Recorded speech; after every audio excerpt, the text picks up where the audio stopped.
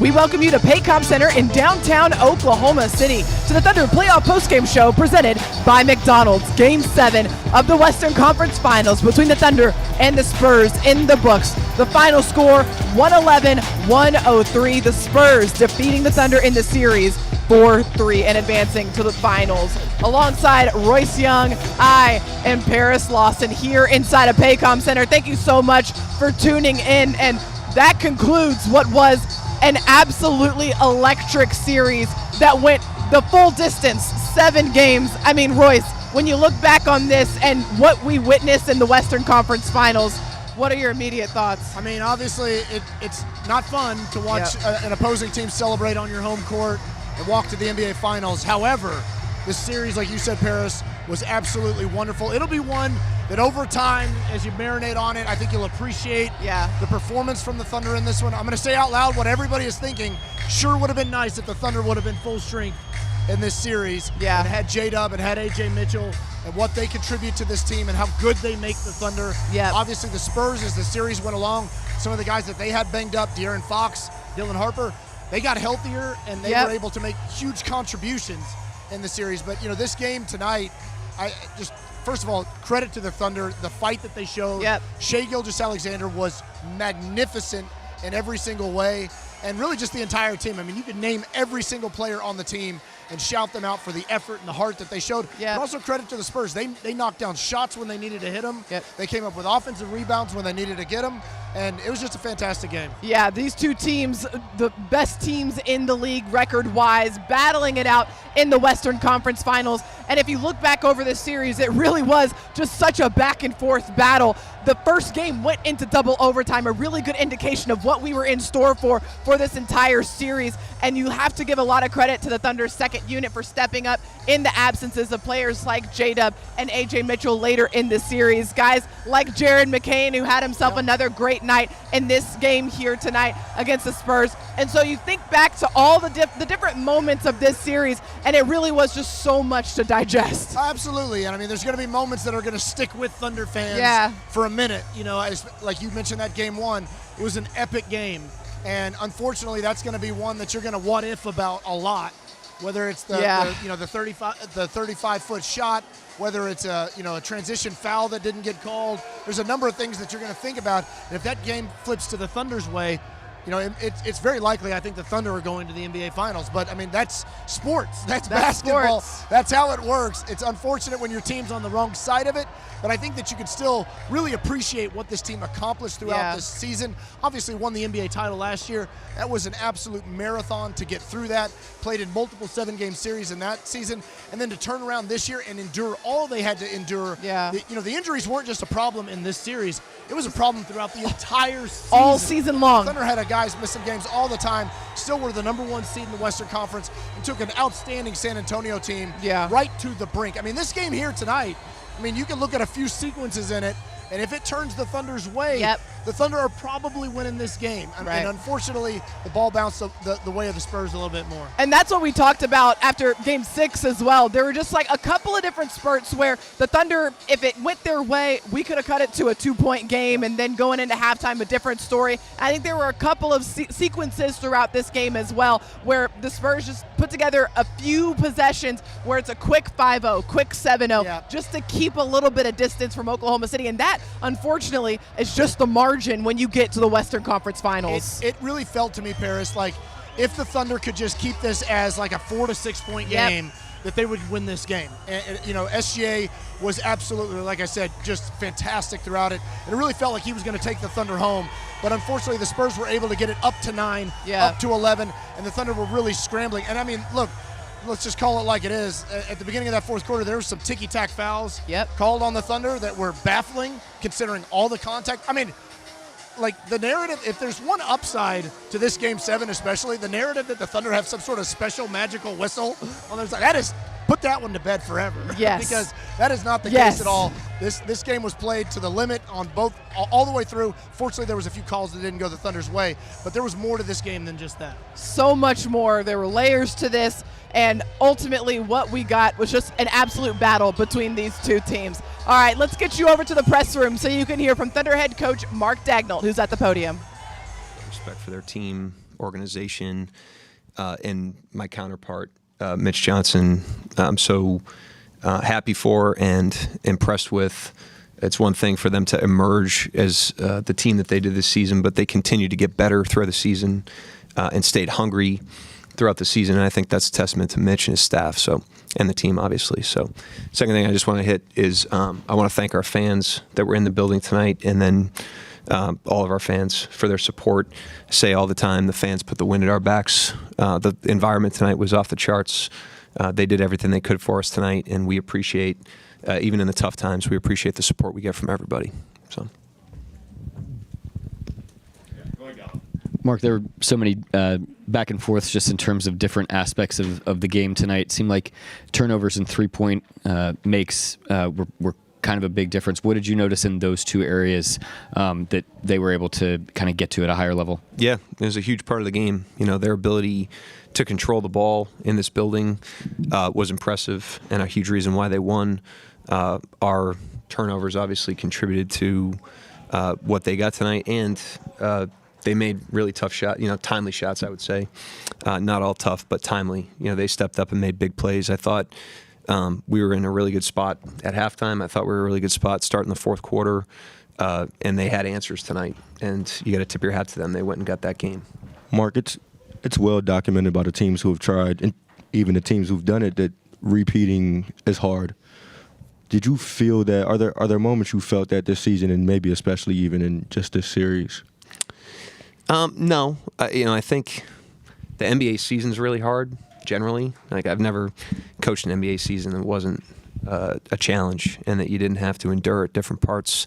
And the playoffs are really hard. Playoff series are really hard. You're playing high level games against quality opponents all the way through. I don't think that challenge or those adversities in the regular season or the playoffs were necessarily connected to repeating. I think that's just how hard it is to have an 82-game season, and how hard it is to compete in the playoffs. Mark, what did you think of Shai's effort in this one? I mean, missing Dub, missing AJ, but just his ability to make tough shots and keep you guys afloat offensively. He was brilliant, obviously. He had a great game. I thought we did a better job of putting him in some good spots, both in terms of, from the stuff we got into to the stuff on the court. I thought the carryover from Game 6 to tonight put him in a position where he could play make for us and get his cracks, and he definitely did, and he delivered. We knew if we got him the cracks, he would do that, and he did. So it was a really big-time game by him. Obviously, that would have been one of the stories of the game had we been able to figure out a way to win it. But, yeah, he's a brilliant player, obviously. A couple questions. First, big picture, you guys raised the bar, whether it's championship or it's disappointment. How do you put this season in perspective for you? You can be both, proud of the effort and the progress, and the level we were able to play, to be a 64-win team, have the net rating we did, overcome some of the adversities we did in the season. Is something we're incredibly proud of. It's something we can build on. When you have a team that's together for a long time, you have to grow from every experience, including the tough ones. And it's the NBA. There are tough ones, and we can also be really disappointed. We felt like we could have won the series. Obviously, we were right there in the game and in the series. There's nobody that we don't think we can beat, respectfully. And so obviously we're going to be disappointed with the outcome, but you don't have to choose one or the other. You can be proud of the progress you made this season and then some of the successes, and you can also be disappointed. And then, then on just this game specifically, only 2 shot attempts for Chet. Why wasn't he able to get in any kind of, really in the flow of the offense at all?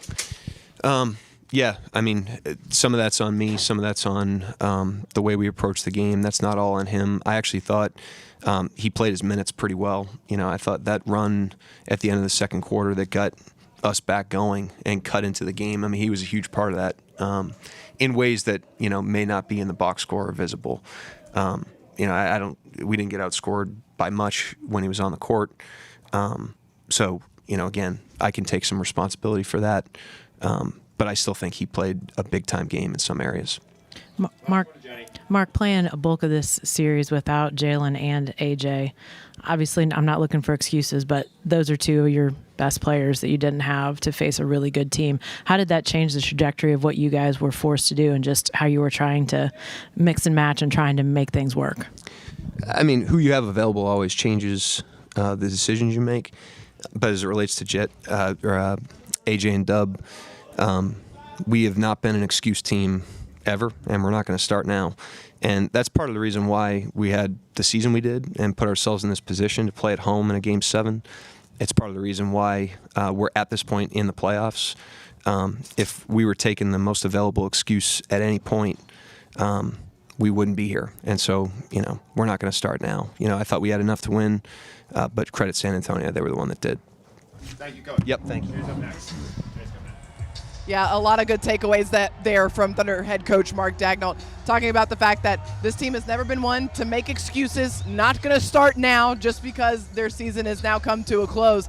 The other part about this that's really sticking with me is the fact that you don't have to choose between being disappointed but also being proud of what you've accomplished so far this season. Shocker that Mark was very eloquent and thoughtful in what he had to say and really summarizing the Thunder season extremely well because I mean, absolutely, everybody's feeling the disappointment. This team is spectacular. I mean, this Thunder team, I personally think in a lot of ways is better than the one last year.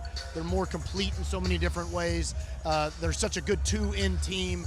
Every individual player, because they're still so young, has improved in so many ways. So you're disappointed that you didn't get that final outcome, but you can also be very proud of what they accomplished throughout the years. Some unbelievable moments throughout this entire season. And some unbelievable accomplishments. So certainly two things can certainly be true, and that's exactly the case here. Yeah, the Thunder certainly has a lot to be proud of this season, and the fact that they haven't taken any excuses up to this point, despite the fact that it was not easy to get to this point with all the adversity and injuries that they faced this season, certainly a lot to be proud of. All right, we're going to take a short break here on the Thunder Playoff Post-Game Show, but don't go anywhere. We'll have more for you when we come back right after this. Now, at McDonald's, a McDouble is $2.50. So Miles, Jaden, and Carl have a plan. It's called McDouble Macro Mondays. Get more value when you order from the under $3 menu.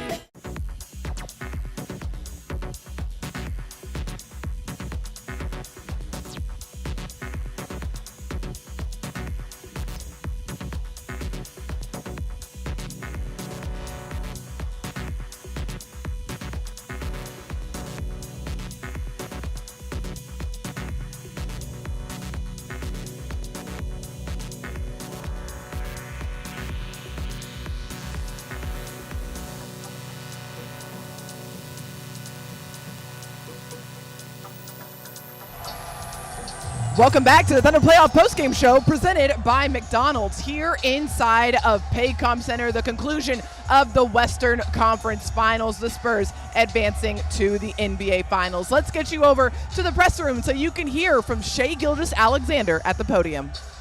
Shai, you guys had some opportunities to kind of take control of this one. What did you see as kind of the differences in not being able to kind of get over the hump and wrestle control completely away? Yeah, they were just the better team tonight from start to finish. And then every time we tried to cut into it and take control of the game, it felt like they had an answer. And a lot of times it felt like it was tough shot making. So hats off to them. They played better tonight and they deserve to win again. Shai, it's pretty well documented how difficult it is both for the teams that try and the teams who've done it. Just how difficult it is to repeat. Are there points in these playoffs and especially in this series where you felt that just how tough it is to repeat? Yeah, winning an NBA championship is very hard in itself to do it one time. So to do it all over again would just only make it harder. So many things go into it. Sometimes it's things you can't control. Sometimes it's things you can control. It's a hard task to do one time. So to do it twice would only make it even more challenging. This deal with the Spurs obviously really emerged as a rivalry this year. When you look at that team and the young pieces that they have, what do you see in terms of a potential roadblock for you guys? Yeah, They're young, they're talented, well coached, play the right way, play together. Seems like they like each other. They have the makeup for sure. You don't beat us without the makeup, and they beat us, so they have the makeup to go get one. And yeah, we just have to take it one day at a time from here on out. Try to get better this summer and be a better team than we were this season and last season. And yeah, try to get back over the hump. Dan, go ahead. Shai, from a distance, it's always seemed like you guys have really focused internally when it comes to growth throughout this process. To Tim's point, how much of the reflection this summer will be about getting better than San Antonio specifically?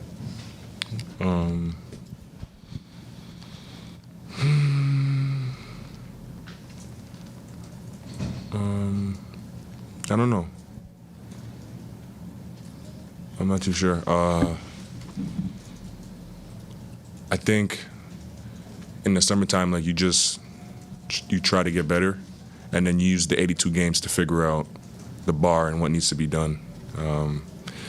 Especially in the NBA, so many things happen in the summertime, like trades, free agency, new additions, and like the NBA this year looks completely different than it did the year we won. So like it'd be hard to kind of like pinpoint. You kind of like use the 82 game season to figure out what the standard is and how to go get one. But they'll probably be somewhere in that mix for sure next season as well. Joe, go ahead. Shai, given the guys you were missing, it seemed like coming into this game you'd have to have a big night for you guys to have a chance, and you certainly did that. Do you take any solace with just how you played tonight, kind of leaving it all out there in this Game 7? Yeah. I mean, I didn't really have a choice. Big game, big moment, win or go home. Just wanted to leave everything out there, whether the shots went in or didn't. I wanted to make sure that I gave it my all, and I was who I was today. Yeah. We'll go Jenny and then Justin. Shai, to kind of follow up on that, you're playing without a couple guys that were pretty big contributors for you guys all year. To see the guys you had out there playing like they were, competing like they were, I know you guys have talked repeatedly about the competitive nature of this bunch, but what was that like to just see that happening in real time tonight? Yeah, I'm so impressed by this group. Yeah, like, not to make any excuses, but like they're a really good team over there. And losing AJ and Dub the way we did in the midst of a series, you would think like it would be a lot harder for us. But those guys like never got discouraged. They played their butts off, and the reason why we got to this point in the series is because of them. The supporting cast was amazing this series. Hats off to them. They were big time. I wish I was a little bit more myself throughout the series to give them more of a boost, more of a chance. But yeah, I'm nothing but proud of my guys. Even as the final seconds were coming off the clock, there weren't any fans leaving, and they were chanting OKC for you guys. Just, you talk all the time about the support that you guys get from the fan base. What did that mean to you, that moment? Yeah, it's amazing to know that no matter what, they have our backs. I've said it multiple times, Oklahoma really feels like home for me and my family. And there's no place in the country we'd rather be and live and raise a child and build your family and things like that. So the community is amazing. We'll need them again next year and the year after that. But yeah, thank you to them for who they were all season, all year. Michael? You haven't been a group who's made a lot of excuses. You touched on AJ and Dub, but how do you sort of contextualize what you guys need to get better in a series against a team like this when those guys are in and out like this? Yeah, I still think we could have got it done. I still think we had enough to get it done. So we won two and a half games without them. So yeah, we just didn't get to it in the biggest game of the series. But yeah, I guess it'll take a little bit, but go back and watch the games we had success. Why did we have success? And try to duplicate those things next season. Shai, you mentioned, when you were crediting the kind of the role players on the bench in this series, you mentioned not always feeling like yourself. Did you, just to follow up on my first question, did you feel like yourself tonight out there? I was a little bit closer to it, yeah, for sure. We'll go Barry and then Tim, and then we're wrapping. Yeah, when we ask you about, summertime and focusing on the Spurs and that kind of thing, how much of that is just Wembanyama, and he's such a unique player? You feel like you learn stuff in the season, in the series? I mean, he looks insurmountable sometimes, but, is it a case of you can learn how to play against this guy? Yeah, I think it's them as a group in total. Like, they're a really good group. They play a really good brand of basketball. Obviously, he's the head of that snake, and he's a little bit different out there than everybody else in the league. But yeah, it's more than just one guy out there. They're a really good basketball team. Go ahead, Tim. Last question. Shai, this is a summer, obviously, where there's going to be some, business decisions with the roster made, specifically, Hart and Lou, their team options, whatever might end up happening there. How much input might you give to management and ownership, and what might that input be? I will give zero input. I will let Sam Presti, the greatest GM ever, do his job. Yeah. Thanks, guys. You have a great summer. See you. Also unsurprising that Shai Gilgeous-Alexander would give such a poised and composed, level-headed response throughout the entirety of that press conference. The character that he has shown all season long, completely unflappable and a great leader for this team, and MVP-level press conference right there from Shai. It's one of the most there's a lot of things to be impressed about Shai Gilgeous-Alexander. And I unfortunately, some of the times that I'm most impressed by him is under a defeat like this. Yeah. I think back to that Game 6 in Dallas when the Thunder went out and he was so disappointed, had a big call that went against him in the game. Yep. And Shai sat up there, he took accountability, talked about the things he needed to get better at. There's never an excuse. He gives credit to his opponent. And look, I'll say this too. I don't mean to go on a huge tangent here, but there's been a lot of conversation about Shai Gilgeous-Alexander on the internet and in the media, especially during this postseason, about what they think about him, how he plays.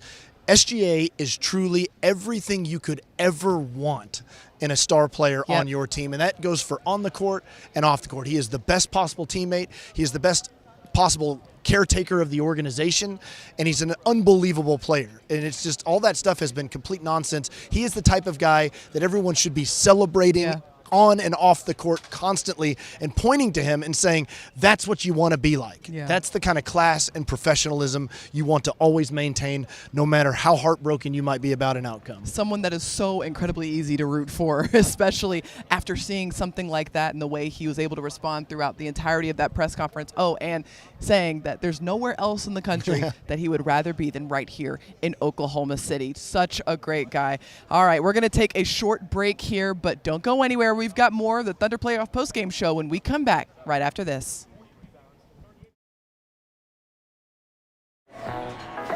Now at McDonald's, you can choose your study meal or even your drive-through dinner with McValue. Get a McDouble meal deal for $6 or make that a hot and spicy McChicken meal deal for $5. Ba-da-ba-ba-ba.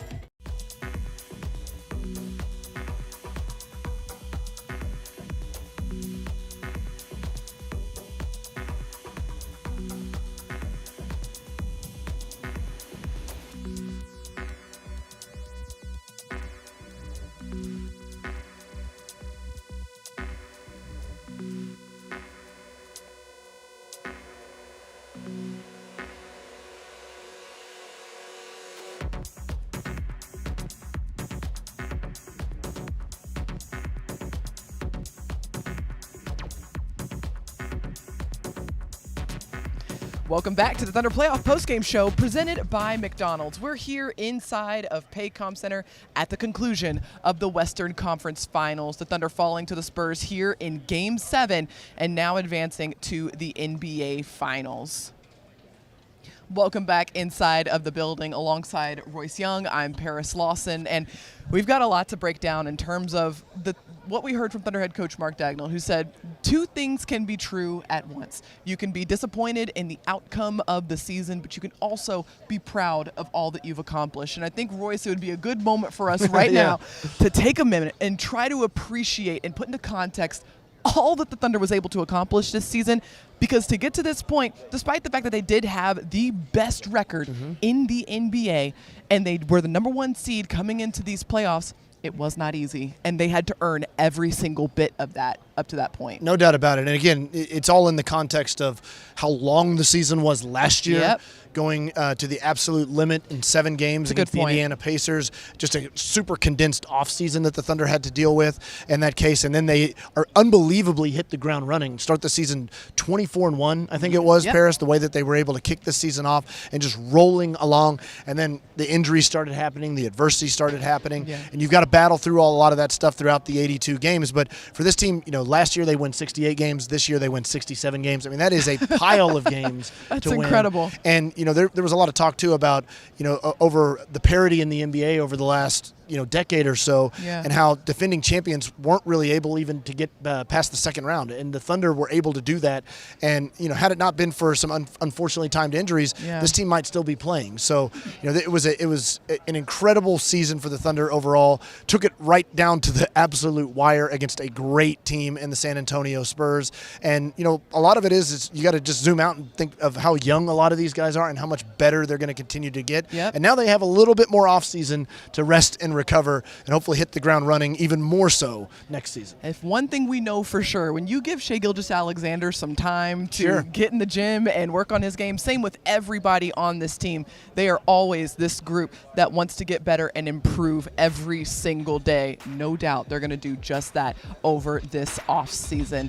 Now that they've come to a conclusion here in the Western Conference Finals. But that wraps us up here inside of Paycom Center tonight. Thank you so much for tuning in. Once again, our final score, 111-103 for Royce Young. I'm Paris Lawson. Thanks to all the fans for tuning in to our coverage of Thunder basketball all season long and throughout the playoffs. Good night from Paycom Center in downtown OKC.